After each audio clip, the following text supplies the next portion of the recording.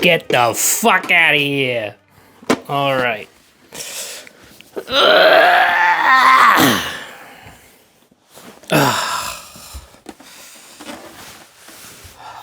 Let's talk about Alien Romulus. March 20th, 2024.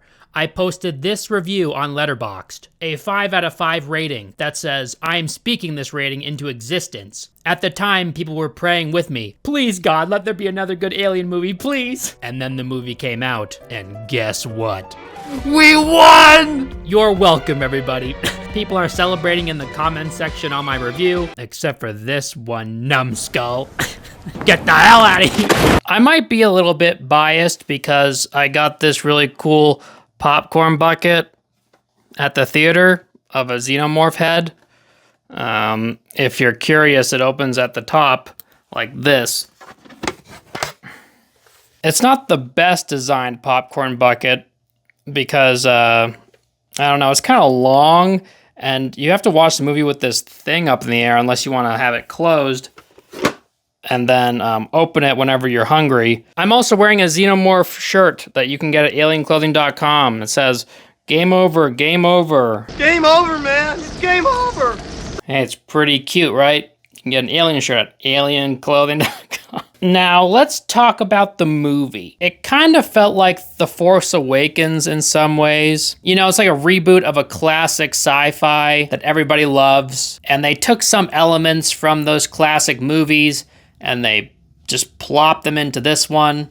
Get away from her, you bitch! And I think Fede Alvarez did a pretty good job. I think this movie kicks ass, if I'm honest. I thought Kaylee Spaney did a great job as Rain. David Johnson did an incredible job as Andy. Just great performances all around. And I really like how it's an entirely new cast, aside from one person that isn't among the living anymore. What the hell is that about? Can we stop with the digital necromancy, please? It's so weird. So yeah, I'm gonna be getting into spoilers a little bit, so if you haven't seen the movie, then maybe go and watch it and come back. But yeah, they brought back Ian Holm. I think it's immoral because we have no idea whether or not Ian Holm would have wanted this, but they just digitized him in anyway. Personally, I wouldn't want people taking my face and putting me in things without my permission, especially after I'm dead, because I don't know, like, it's just so weird. It was unnecessary. Plus, the CGI kind of sucked ass. I watched an interview with Fede Alvarez after recording this, and I have to mention that they did it in the most respectful way possible. I still think it's morally questionable, but at the same time, they did try and honor him as best they could. And a part of me thinks the actor probably would have liked this. But still, the first thing I did was personally I called his widow and pitched the idea to her and make sure that she talked with his kids and make sure the whole family was on board with this idea. Because he had passed away not too long ago, and actually my dad passed away the same year that Ian Holm did. So I know how delicate that can be. So I just want to make sure that they were okay with it. And his widow agreed that, Ian, on the last years of his life, he kind of felt the cold shoulder of Hollywood, that he wasn't called for many projects and nothing interesting. So and he would have loved to get the call to be part of Alien again because he loved that character and he loved character of Ash, and it was one of the best memories of his life. So they told us that it was okay to do it. And then also what I never really tried to do is I never tried to recreate it in home. That's impossible. You can there's no technology that can bring the talent of an actor, the nuances of their performance. There's no way we can know how he would do.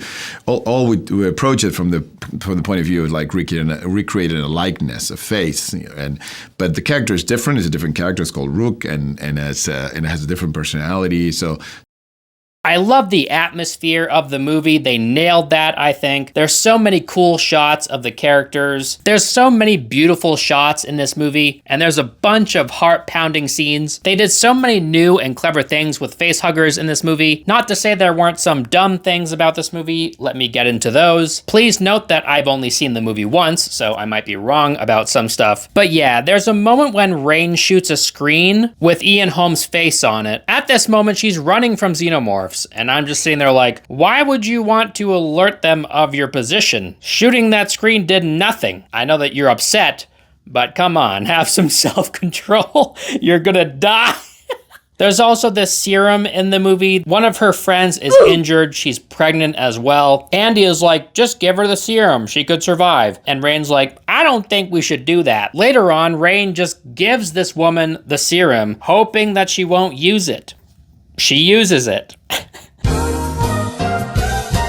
If she wasn't trustworthy of the stuff, why would she leave it with the one person that needs it most? They're desperate. Of course they're gonna use it, you know? In the beginning of this movie, a massive Weyland ship arrives just above this planet. This ship has a bunch of xenomorph on it. Apparently Weyland was conducting experiments on these xenomorphs and shit went south. But the characters in this movie don't know that and they just want to use the ship to leave and go elsewhere because they hate their lives. One thing is kind of weird to me. Why doesn't the government of this planet seize the ship? You'd think they would do that, right? You would think that once this ship came into orbit, they would send something up there to, I don't know, scan it, investigate it at the very least, right? But they don't do that for some reason. The characters do say, we should probably go up there before other pirates do. So are pirates and random kids the only people who have spaceships that can reach this massive freighter in space? Like, come on. And how come these kids were able to fly into space without any prevention? Isn't that weird? In the beginning, they made it seem like they were stuck there. They're on this mining planet, I guess, but they have to earn their way off the planet,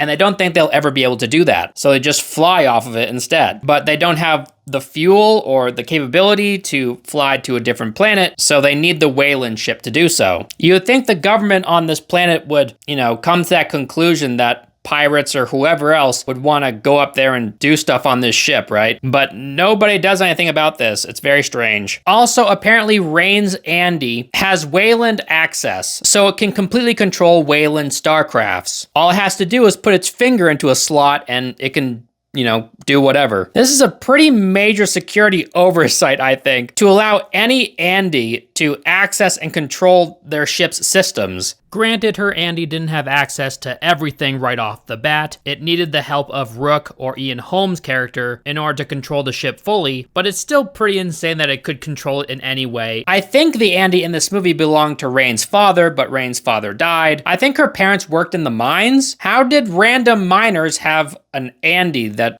has these capabilities? I don't know, man. Andy tells Rain in this movie that the xenomorphs won't attack them head on if they see that they're holding weapons, which is very odd because later on they do exactly that. Can xenomorphs even see? Would they be able to see their weapons? I don't think so. This one doesn't have any eyeballs, and it's the official alien Romulus popcorn bucket, so can they sense that they're holding guns somehow? Granted, Rain does mess with the gravity, so the xenomorphs could have been panicking. Pretty badass scene, by the way. I love that scene when they're all floating there and she's blasting away at them. She had to turn the gravity off because their acid blood would have penetrated the ship. So she shoots them in the air so their blood just kind of floats there. And then they have to push themselves through all this acid blood that's floating. It's a really cool scene. There's a scene that's meant to replicate that scene in Alien 3 of the xenomorph approaching Ripley, but the xenomorph doesn't kill Ripley because she's pregnant with, a xenomorph. Should I say she's pregnant? Is that the right term?